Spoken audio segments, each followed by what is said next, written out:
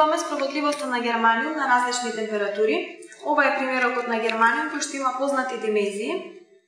Тој најпред ни се загрева до температура од 140 степени со помош на греач и потоа во режим на вадење при различни температури се отчитува напонот. Со помош на напонот потоа се определува и справедливост. Струјата во текот на целото мерење е иста, има вредност од 5 мА. Штом ќе се исклучи греачот и ќе почне да се намалува температурата, може да се почне со отчитување.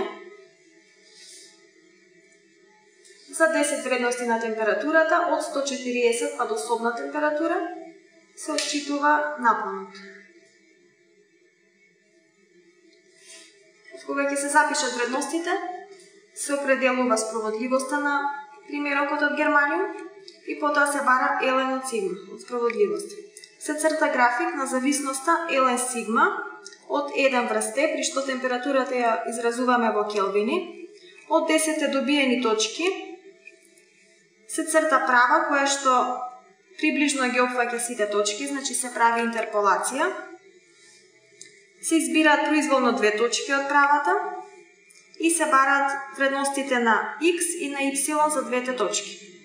Наклонот на правата потоа се наоѓа како y2 минус y1 врз x2 минус x1. Наклонот понатаму ни служи за определување на ширината на забранетата зона на германиум.